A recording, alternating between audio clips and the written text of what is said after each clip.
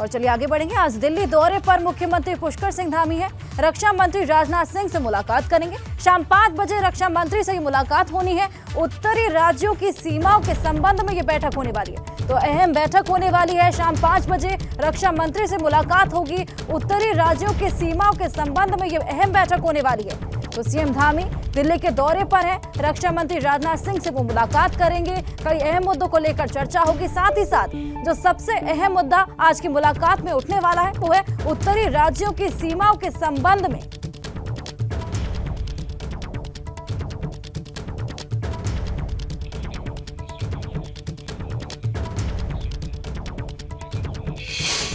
और चलिए अब रुक करेंगे देवभूमि की खबरों का। उत्तराखंड विधानसभा बजट का दूसरा दिन है। सदन में आज भी जबरदस्त हंगामे के आसार हैं। आज राज्यपाल के अभिभाषण पर चर्चा होगी।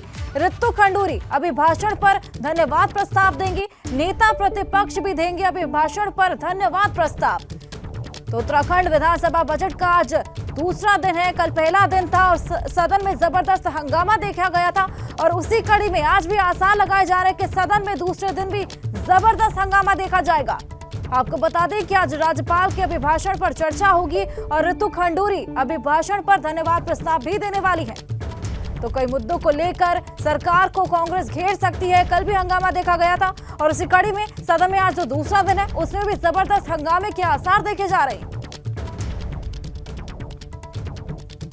तो आपको बता दें कि नेता प्रतिपक्ष भी अभिभाषण पर धन्यवाद प्रस्ताव देंगे। साथ ही साथ ऋतु खंडूरी भी आज अभिभाषण पर धन्यवाद प्रस्ताव देने वाली है।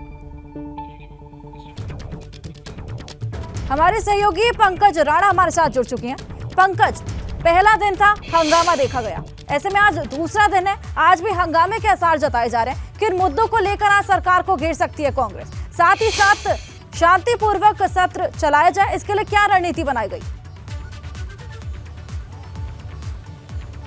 बिल्कुल अर्चा, देखिए आज सदन का दूसरा दिन है। पहले शुरुआत में राज्यपाल के अभिभाषण पर धन्यवाद प्रस्ताव करेंगी विधानसभा अध्यक्ष। तकरीबन 45 मिनट का उनका ये धन्यवाद अभिभाषण रहेगा, क्योंकि उसमें पूरे अभिभाषण को विधानसभा अध्यक्ष को पढ़ना है। लेकिन जो कांग्रेस की अगर रणनीति की बात करें तो कांग्रेस के वो कल वाले ही मुद्दे ही आज भी पूरी तरह से सदन के अंदर गूंजने वाले हैं। कल जो कांग्रेस विधानमंडल दल की बैठक भी कल हुई थी, उसमें भी कई बिंदुओं की रणनीति बनाई गई है। एक बात यह है कि आज कुछ विधेयक भी सदन पटल पर रखे जाएंगे, जिसमें सबसे महत्वपूर्ण विधेयक है जो नकल विरोधी कानून है, उसका विधेयक आज सदन पटल पर रखा जाएगा। उस पर चर्चा की कल के बाद उस पर चर्चा की जानी है। ऐसे ही 4 से तकरीबन 5 विधेयक आज सदन पटल पर रखे जाने हैं, जिनको चर्चा के लिए आगे रखा जाएगा।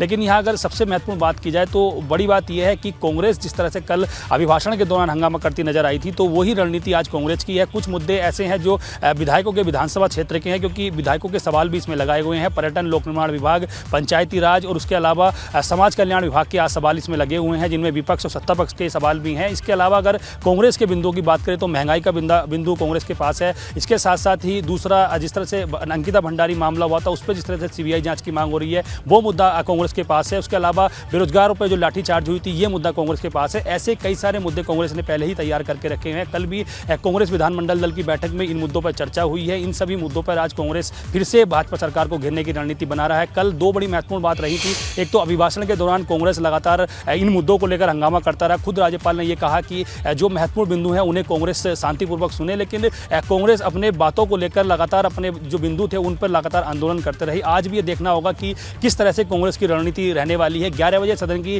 कार्रवाई हर साल शुरू की जाएगी। पहला जो दौर रहेगा वो धन्यवाद प्रस्ताव का रहेगा। उसके बाद सदन पटल पर कुछ विधेयक रखे जाने हैं, उन पर चर्चा की जानी है। और आज कांग्रेस किस तरह से रणनीति बनाकर आता है, क्या क्या बिंदु लेकर आता है, ये देखने वाली बात होगी। फिलहाल अभी ये कह सकते हैं कि विधानसभा परिसर के आसपास सभी व्यवस्थाएं चाक चौबंद कर दी गई हैं। सुरक्षा के भी पुख्ता इंतजाम किए गए हैं, क्योंकि जो आंदोलन करने आ रहे हैं लोग, उनको नीचे ही रोका जा रहा है। जिस तरह से कल एक बड़ा आंदोलन कांग्रेस का हुआ था, उन लोगों को नीचे ही देवली खाल और जो जंगल चट्टी है वहीं पर रोक दिया गया था। इसलिए आज भी कुछ लोग आंदोलन करने आएंगे तो उनको भी वहीं पर रोकने की रणनीति पहले ही प्रशासन ने बना ली है। जी बिल्कुल पंकज, तो देखना होगा कि आज भी कितना हंगामा कांग्रेस पूरे विधानसभा सत्र में करती है। बहुत बहुत शुक्रिया आपका तमाम जानकारी के लिए।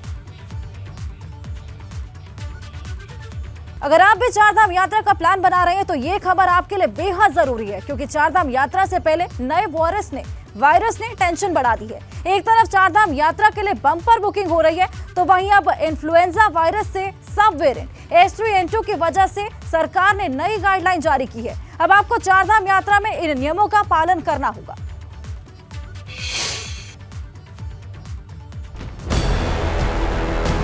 नए वायरस से सावधान, क्या संकट में पड़ जाएगी चार धाम यात्रा। एक तरफ तो उत्तराखंड में चार धाम यात्रा की बम्पर बुकिंग चल रही है, तो वहीं नए वायरस ने टेंशन बढ़ा दी है। इन्फ्लुएंजा के सब वेरिएंट N3, N2 ने दहशत फैला रखी है। चार धाम यात्रा से पहले नए निर्देश जारी किए गए हैं। इसमें कहा गया है कि सभी श्रद्धालु मास्क पहने और सैनिटाइजर का इस्तेमाल करें। प्रदेश की जनता के साथ साथ बाहर से आने वाले यात्रियों से अपील की गई है कि नए वायरस का खतरा बढ़ रहा है, ऐसे में गाइडलाइंस का पालन किया जाए। मास्क और सैनिटाइजर का इस्तेमाल अनिवार्य कर दिया गया है। इस बार बड़ी तादाद में श्रद्धालुओं के पहुंचने की संभावना है, ऐसे में H3N2 वायरस का खतरा भी बढ़ गया है। अप्रैल महीने से चार धाम यात्रा शुरू होनी है, जिसको लेकर ऑनलाइन पंजीकरण की प्रक्रिया चल रही है।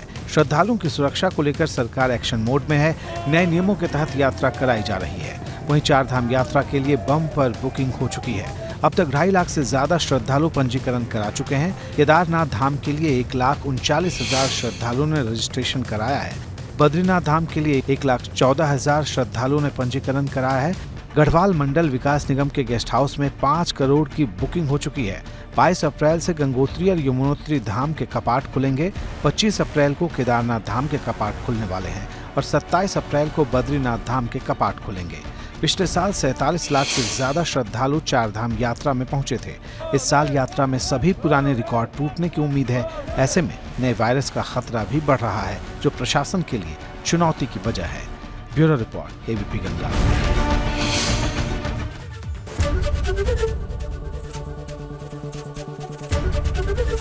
एबीपी गंगा, खबर आपकी, जुबान आपकी।